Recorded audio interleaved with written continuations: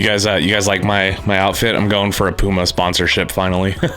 No, but seriously, if you're a Puma rep and you happen to stumble across this video, just hook me up, man. I mean, come on. Everything I own is already Puma. You might as well just sponsor me. What's going on, guys? Kier here, and today I'm going to be teaching you a very simple yet very flashy card trick where you can essentially take a selected card from the deck, you can lose it into the deck, and then of course with nothing more than just a snap of the fingers, you can produce that card just like that. I want to start this video by mentioning that today's episode is brought to you by Organic Playing Cards and their new deck, the OPC Peelers V4. These are the metallic blue peelers, and my lord, are they beautiful. These are available now at riffleshuffle.com, so if you guys want to grab a deck of these before it's too late, head to the link in my description and then come back here and learn how you can use one of these gaff cards to do an amazing, simple card trick. And if you guys aren't sure if you want to purchase this deck yet, make sure you stick around to the end of the video. I will give you a little bit more detail surrounding these cards and why I love them so much. All that and more coming up, but before we get into it, please do drop a like on this video and subscribe if you haven't already, okay? Now, that one's important. And without further ado, let's roll that intro and get you guys on your way.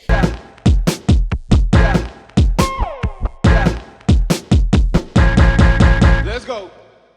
All right, now essentially there is two versions of this card trick that I'm going to teach. I'm going to teach one that is a lot easier, requires almost no sleight of hand, but it does require the use of a duplicate card. The good news is if you have the Peelers V4, they come with a duplicate 2 of hearts that you can use for this effect. For those of you that don't have a duplicate card, meaning just a second copy of the same card, I will be teaching a version of this trick that uses pure sleight of hand. It's a lot more satisfying to do, but it is a little bit more difficult. Now I'm going to be teaching the easy version, which uses the duplicate card first. So if you don't have a duplicate, there's chapter times in the description. You can just skip ahead to the next part where I teach the sleight of hand version. Either way, grab your favorite deck of cards, grab a duplicate if you have one, and let's switch angles and learn this trick. Okay, so for the easy version of this card trick, the only thing that you need is a duplicate card. So the nice thing about the OPC Peelers is that they come with an extra 2 of hearts, so you can do tricks that require duplicates.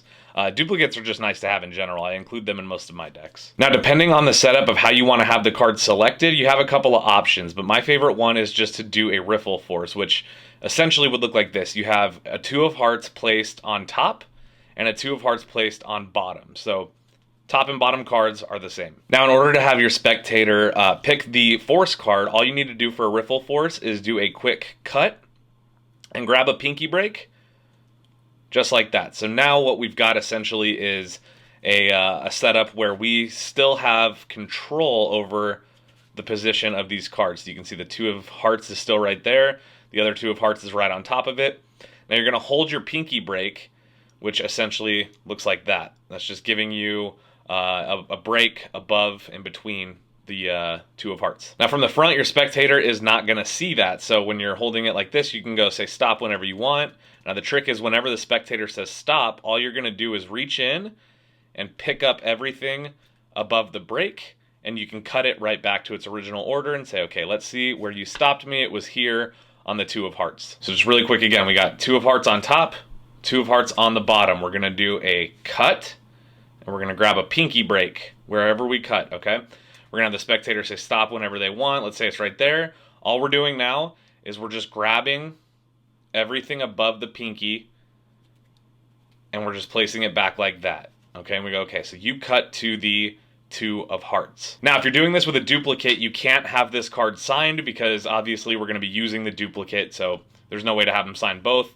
But what I would recommend doing is just show them the card and say, okay, here's the card, 2 of hearts, do not forget it. Now you can have the spectator place the card wherever they want back into the middle, so you can have them just drop it off right there in the middle of the deck. And it truly doesn't matter where it goes because now we still have our 2 of hearts on the bottom, our duplicate. They don't know that, of course. They just see it go into the middle. So now you can go, okay, the 2 of hearts we saw is somewhere in the middle. We don't know exactly where.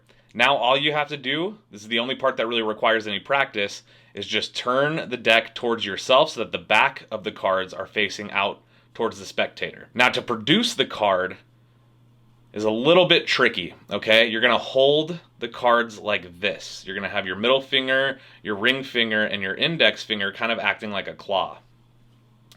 So you need to be able to hold the cards firmly like that, and you need to have room to move and wiggle your thumb, okay?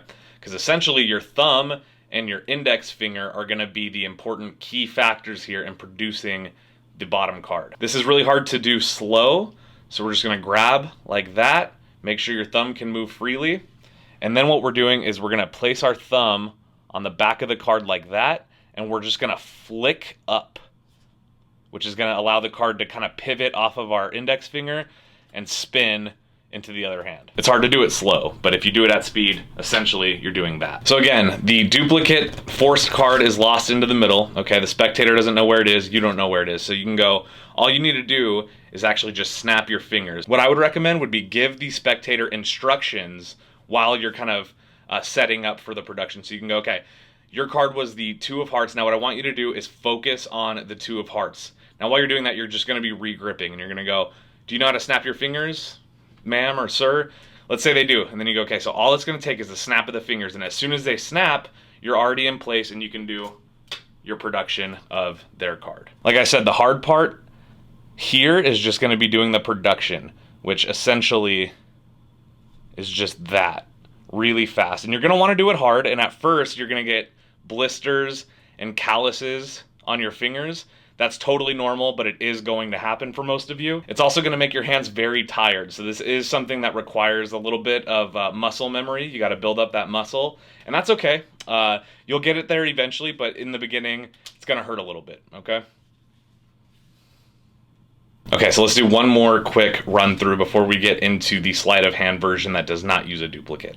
So if you have the duplicate, remember you put one of them on top and one of them on bottom, okay? And that's gonna be unbeknownst to the spectator.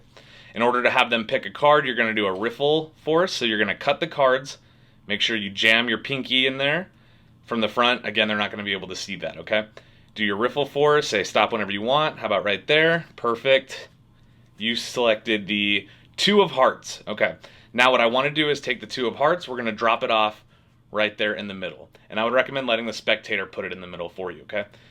So just remember the 2 of hearts, that was your card. Do you know how to snap your fingers by any chance? Perfect. Okay, go ahead, and whenever you're ready, just give a snap. They snap, and you produce the 2 of hearts, and it looks like a miracle. All right, so as you guys can see, the only thing there that really requires any practice is just the production of the card.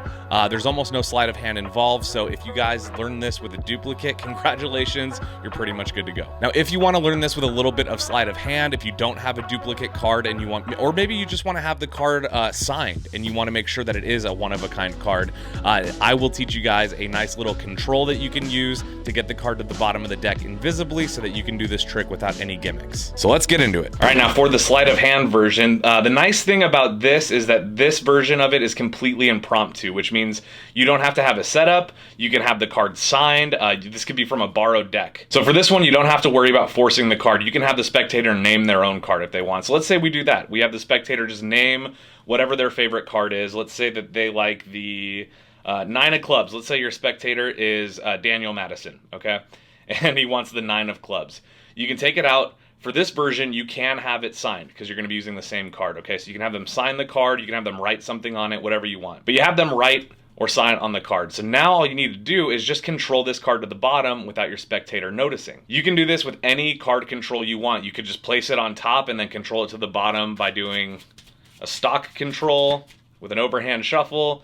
But my favorite control for the bottom of the deck is either the Cull or the shuttle pass. The shuttle pass is going to be what we're going to learn today. So they select the 9 of clubs. It's right there. You can go, okay, have them just stick it wherever they want. That's about middle. Now for the shuttle pass, you're going to be taking your other hand and pushing the card in on an angle. So when you go to push it in, instead of pushing it straight in like that, you're going to, similar to like how you do the diagonal palm shift, you're going to push it from the corner sideways. So that way it pops out the side a little bit. Like that. That's what you want right there. Now, essentially, the shuttle pass is stealing out the card and just shifting it to the bottom of the deck like this. So you're going to take your hand, you push it in. From here, it looks like you're just pushing the card all the way in. And from here, you can hook that card, pull it out, and just place it on the bottom like that. Okay, so the spectator selects their card, the 9 of clubs. It goes into the middle somewhere. And then you can go, okay, same routine, same pattern, right? You can go, okay, I want you to focus on your 9 of clubs. Do you know how to snap your fingers? That's important. You can snap? Great. And notice that while I'm talking, I'm just re-gripping the cards to however I need them to be to do the production. So I can go, okay, I want you to remember the 9 of clubs. Can you snap your fingers, by the way? Just like that? Perfect. And then when you grab them again, it looks like that. It's a little bit more natural. The 9 of clubs has already been controlled to the bottom, so now you can go ahead and do your production just like you were doing before. If you want to do this with a different control, you can also do it with something like a spread cull, which is a personal favorite of mine for getting a deck to the bottom. It's pretty invisible, but we can have them select a card. Let's say this one, it's the Joker. What we're going to do is take the Joker and we're just going to cull it to the bottom of the deck, and they're never going to notice. Okay, so let's do that again. Let's say they want this card, the Jack of Hearts. So we're going to take the Jack of Hearts. We're just going to leave it like that, sticking out. Push it right in like that, but really we've controlled it to the bottom. And so that is how you do that.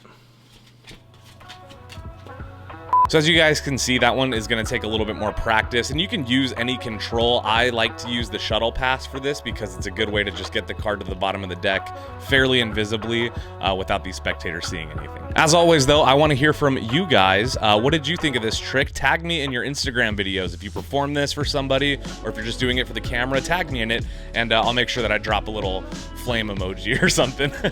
It sounds impersonal, but it's not. It's just that's the emotion that I feel when you guys tag me in your videos. I feel a burning fire of passion. So yeah, do that. And if you guys want to learn a little bit more about the organic playing cards Peelers V4, the best thing that I can say about this deck is the cardstock is crushed, which is sort of a new thing for the Peelers. The first 2 editions of Peelers, this one and the pink one, these were on premium stock that was not crushed. So these cards were a little bit thicker, and you had to break them in a little bit more. These cards are crushed, so they're thinner, and they feel really good right out of the box. You don't really have to break them in. They're just pretty much good to go. Also, I love the use of blue metallic ink. I think it looks so good with that yellow. It's a very interesting choice, and I have 0 complaints about it. I think it looks so good. OPC, whenever they do metallic, they figure out how to do it the right way, and I love that. My favorite thing about this deck, as is the case with all OPC decks, is of course the custom court cards.